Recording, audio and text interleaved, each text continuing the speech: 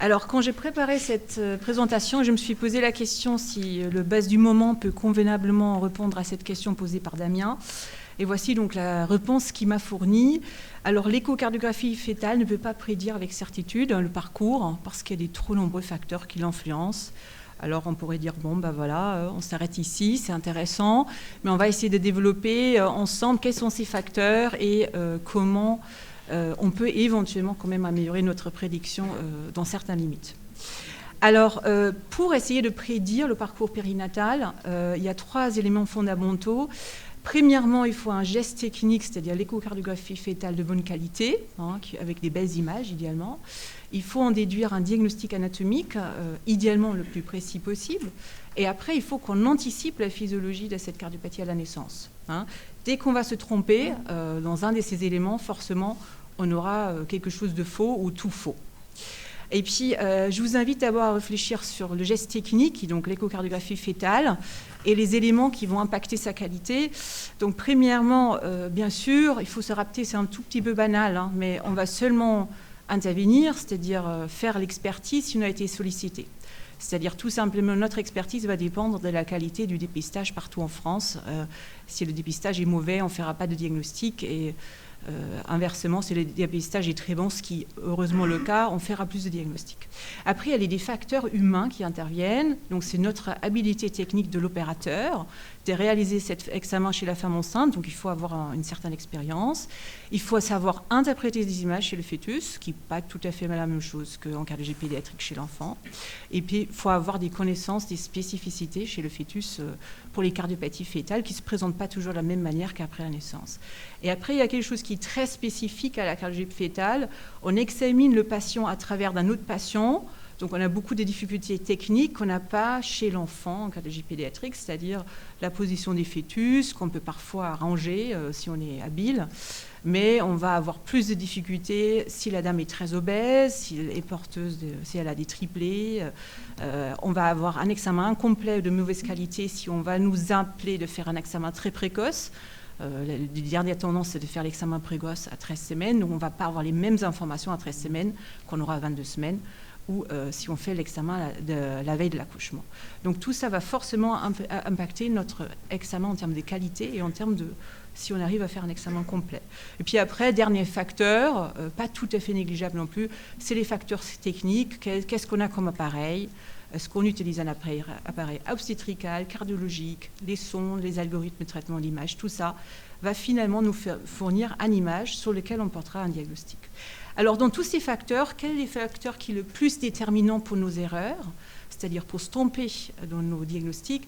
Finalement, si vous regardez cette étude récente, c'est les facteurs cognitifs, c'est-à-dire nous-mêmes, qui vont être les sources d'erreurs le plus souvent. Et seulement en deuxième intention viennent les conditions d'examen qu'on cite très souvent. Alors, c'est quoi ces facteurs cognitifs? Ce biais cognitif qu'on a tous en dehors de l'habilité de l'opérateur, c'est beaucoup de choses, parce qu'en fait, c'est votre état d'esprit même le jour de l'examen. Vous êtes influencé par l'indication, vous êtes influencé par la personne qui a fait l'examen avant vous, vous estimez cette personne, vous estimez pas cette personne, vous avez une idée préconçue du diagnostic éventuellement que vous allez voir, vous allez éventuellement avoir tendance à confirmer des diagnostics déjà portés, le fameux syndrome de référence qu'on connaît tous. Et puis après, dans le fameux problème de cardiopathie compliquée ou complexe qu'on a déjà invoqué, on va avoir tendance à ne pas voir certaines images parce qu'on va chercher systématiquement ce qu'on a appris, l'anomalie, l'hétérozytaxie, on va chercher l'RVPA, on va chercher machin truc bidule, et on ne verra pas des associations qui sont peut-être sur les images, mais le cerveau choisira de ne pas voir ce jour-là parce que on ne les attend pas, ils ne s'intègrent pas dans notre vision globale de la chose qu'on a à l'intérieur de notre tête. Donc tout ça, ça impactera notre capacité à porter le bon diagnostic.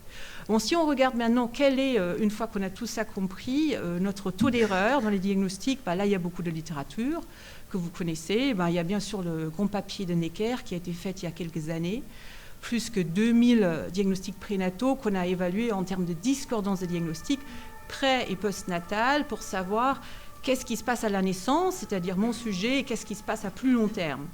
Et si on regarde la naissance, c'est-à-dire quelles sont les discordances qui vont impacter le parcours à la naissance même, c'est-à-dire le fameux parcours périnatal, alors c'est 10% où on s'est trompé, soit parce que le diagnostic anatomique est complètement faux, ou parce qu'il y a une discordance partielle qui impactera la prise en charge à la naissance par Rashkin, prostaglandine, intervention non anticipée. Hein.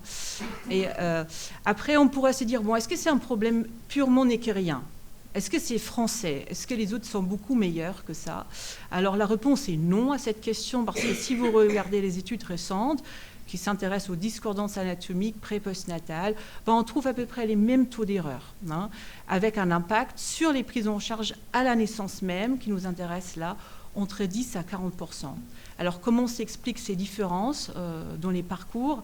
Tout simplement parce qu'en fonction des études, vous allez intégrer je dirais des diagnostics différents ou pas. Par exemple, l'étude neckerienne avait choisi de ne pas intégrer volontairement les faux positifs de coarctation.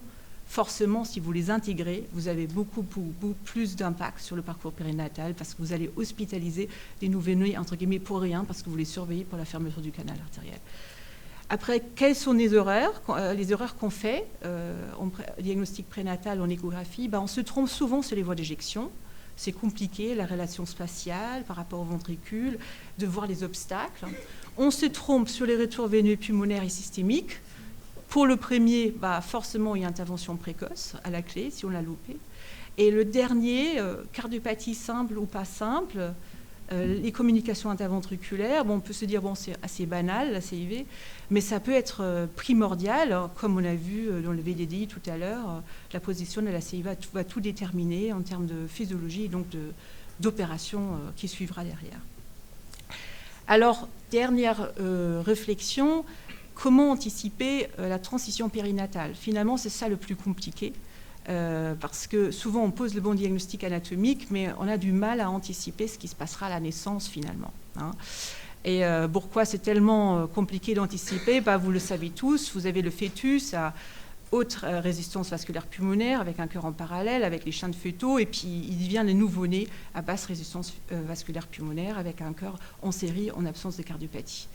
Et tout ça très vite, avec un délai variable pour les fermetures de chaînes fœtaux. Et donc forcément, toutes les cardiopathies ductodépendantes et toutes les valvulopathies sténosantes et fouillantes vont être impactées par ces changements de débit et de résistance à un impact assez variable. Alors je vais vous montrer 4 exemples où on a beaucoup de mal aujourd'hui de prédire. Ce n'est pas un problème anatomique, parce que le diagnostic anatomique habituellement il est porté, mais c'est qu'est-ce qui se passera à la naissance, c'est-à-dire le parcours périnatal qui est compliqué. Alors, l'exemple type, c'est la transposition des gros vaisseaux. Alors, le diagnostic anatomique de la transposition simple des gros vaisseaux, cardiopathie complexe ou pas complexe, ça, c'est pas très compliqué en prénatal, sauf si la dame, elle pèse peut-être 200 kilos. Mais globalement, on fait le diagnostic. Mais qu'est-ce qui se passera à la naissance ? En gros, est-ce qu'il y aura un Rashkin hyper urgent à faire ou pas ? Là, après 25 ans de littérature et plein de papiers et l'encre écoulée, on n'a toujours pas la réponse pour avoir un algorithme de prédiction de certitude pour ces malades-là. On s'accorde assez bien pour dire ceux qui ont une restriction des chaînes fœtaux en prénatal avec un tout petit foramen ovale, ça va aller très mal, mais c'est des rares cas de figure. Et pour plein d'autres, on aura finalement des Rashkin urgents ou pas. Et donc finalement, on n'est pas beaucoup plus avancé et on fait une prise en charge, je dirais, générique pour tous ces malades, par précaution. L'autre problème, c'est les asymétries. Damien les a déjà mentionnées.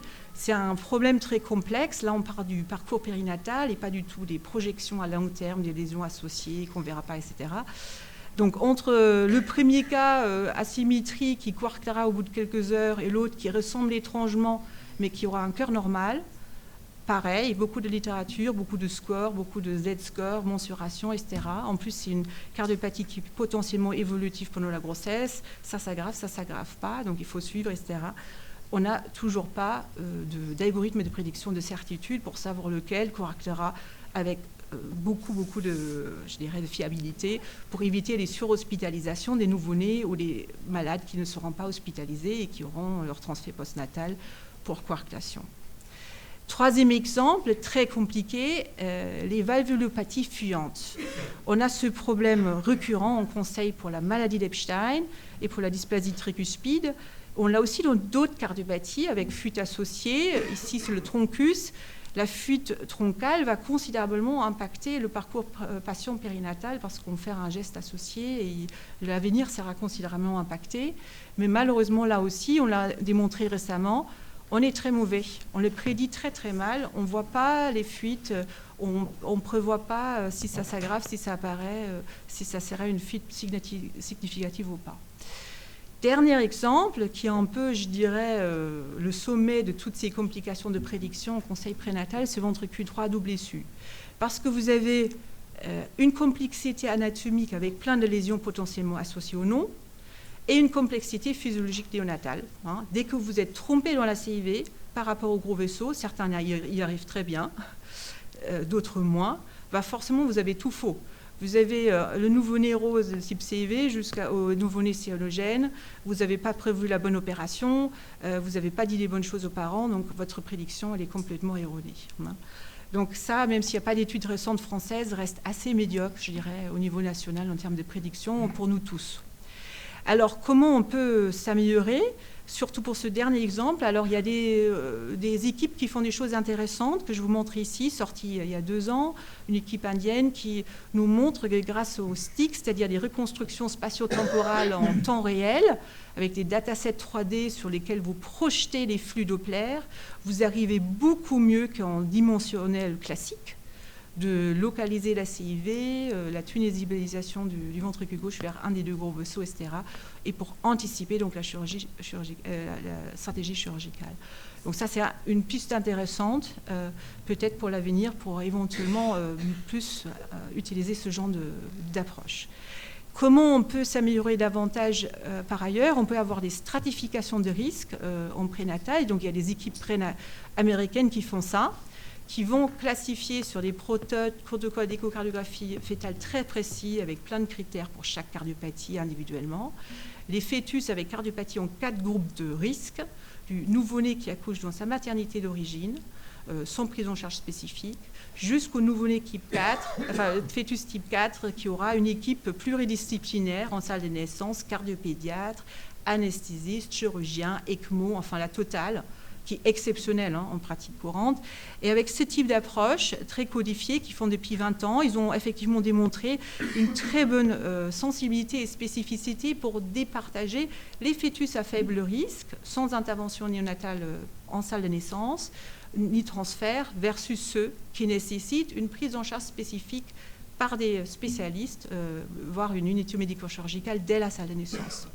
Bien sûr, comme toujours, il y a des faux négatifs. Ceux, on aurait dû faire plus, on s'est trompé, mais néanmoins, leur protocole est quand même assez performant par rapport à plein d'autres protocoles ou publications qui ont été faites avec l'algorithme de prédiction. Quelles sont nos pistes pour mieux comprendre la transition périnatale qui pose tellement de problèmes ? Une des pistes, c'est l'hyperoxygénation maternelle. Pour ceux d'entre vous qui ne savent pas ce que c'est, on va donner un masque haute concentration à la mère au 3e trimestre et on va réaliser une échocardiographie fétale avant, pendant et après cette épreuve. Et on va évaluer qu'est-ce qui se passe quand les résistances vasculaires du fœtus baissent transitoirement et quand le retour gauche augmente, etc. Et donc ça aussi, ça a été fait par des équipes américaines, dont certaines cardiopathies bien spécifiques, l'Epstein ou le flux pulmonaire postnatal va être intéressant, avec l'atrésie pulmonaire fonctionnelle par exemple, ou l'hypoplasie du cœur gauche à septum quasi intact, la transpo, etc. Et donc, ces petites séries de cas, ils ont démontré que ça donnait des informations qui permettaient de mieux organiser l'accueil de ces bébés en salle de naissance et donc de mieux les prendre en charge. Bon, on attend encore la suite des publications. Depuis celle-là, il n'y a pas eu de plus grandes séries ou des choses prospectives qui sont sorties.